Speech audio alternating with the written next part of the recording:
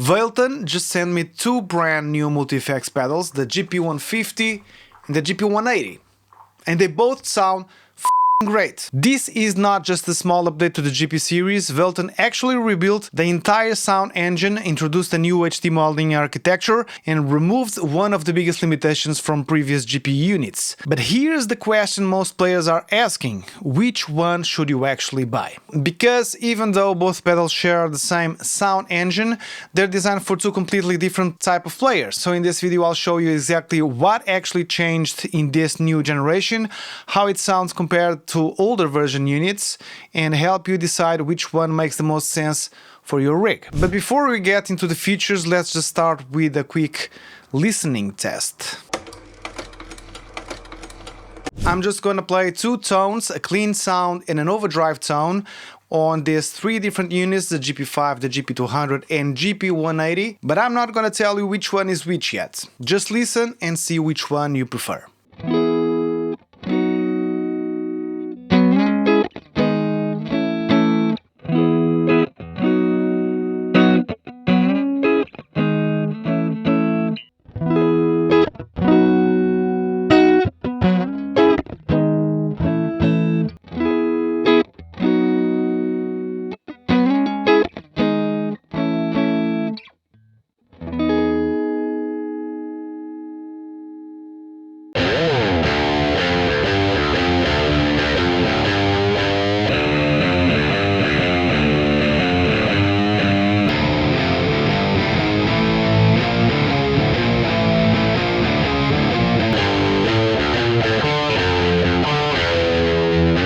Later in the video I'll reveal which one is which, so keep those in mind. But now let's just talk about what actually changed in this new generation. Both the GP-150 and the GP-180 are powered by Valeton's second generation HD modeling architecture. This new engine runs at 48 kW instead of the 44.1 kW used in the previous units. It includes more than 200 effects, features 100 factory presets plus 100 empty slots, so you can just create your own. From what I've tested compared to older units like the GP5, the biggest difference I notice is that the high frequencies just feel smoother and more defined. The GP200 already sounded good, but sometimes the tone just leaned slightly darker. With this new HD engine, the sound just feels more balanced and more open, especially when you're playing chords. And another important improvement is how this new architecture just works with SnapTone. SnapTone itself is not new in Valeton pedals, but there is a very important change in this new generation. On older units, you just had to choose between using a SnapTone or using the traditional amp and cab modules. You just couldn't use them together. So with the GP-150 and the GP-180, Valeton just removed that limitation. Now you can run SnapTone block at the same time as the amp and cab modules. So for example, you can load an amp capture of a boutique amp head and then run it through Valeton's internal cab simulation or a third-party IR. That opens up much more flexibility when building tones. These pedals can store up to 100 SnapTone captures with 50 included, and they support third-party impulse responses with 1024 and 2048 sample resolution. But tone is only part of the story. The real difference between these pedals is how they fit into your workflow. There's another feature I really appreciate is the DSP usage meter. You can now see exactly how much processing power your preset is using, and that makes building complex rigs much easier. Another small but very practical improvement is that both pedals now include a dedicated power button. So instead of unplugging the power supply every time, you can just simply turn the units on and off directly from the pedal. I know it's a small detail, but it's very convenient. One thing I really like is the fact that low octave on the whammy actually works really well.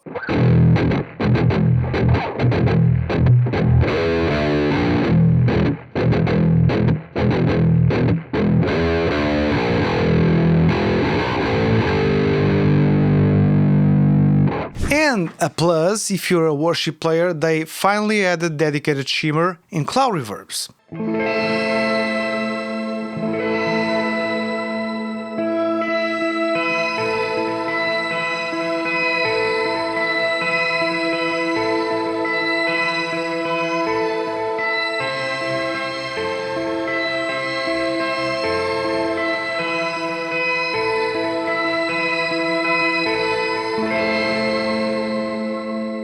now that we understand the technology, let's look at the real differences between the two units. There's actually a lot more going on these pedals than I can cover in one video, so in the next few weeks I'll be making more deep dive videos in SnapTone workflows, ambient rigs and advanced routing, so if you're interested in these pedals, just make sure you subscribe because there's a lot more coming. The real difference between these two pedals is how they fit into your workflow and how much control you want just during a performance. So the GP-50 is designed as a compact all-in-one rig. It includes a built-in expression pedal which makes it very convenient if you want just a portable setup. The GP-180 removes the built-in expression pedal and focuses more on control and switching options. So the GP-150 has two foot switches which works just really well for preset-based workflows. The GP-180 adds a third foot switch, making it easier to run stumpbox style setups where you just turn the effects on and off during a song. Another important workflow difference is editing speed.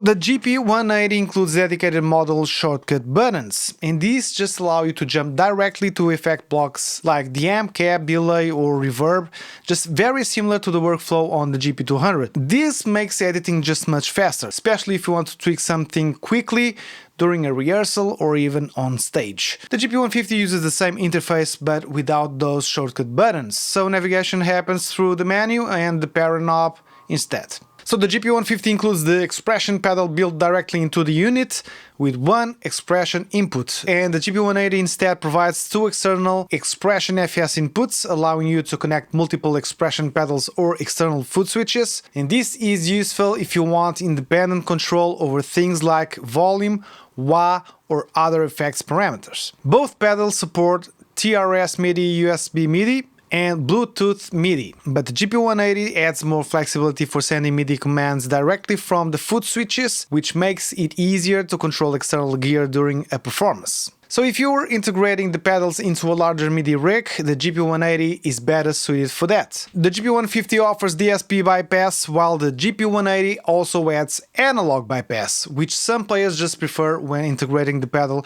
into a larger analog pedalboard setup. In simple terms, the GP-150 is a compact all-in-one rig with a built-in expression pedal, and the GP-180 gives you more switching control, faster editing and better integration for more complex rigs. And that brings us back to the blind test that we did earlier. Let's just reveal what those tones were.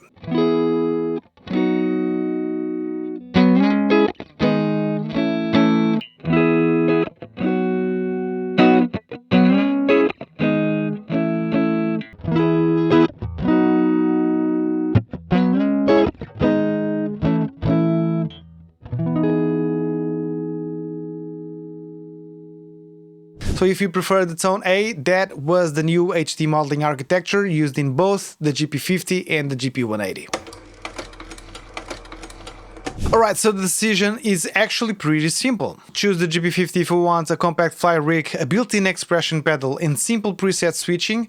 Choose the GP-180 if you want just more foot switch control, faster editing with module shortcuts and better integration into larger rigs. And remember, both pedals just sound exactly the same. So stay tuned because in the next videos we're just going to dive much deeper into what these new Valeton units just can really do. Thanks for watching and I'll see you in the next one.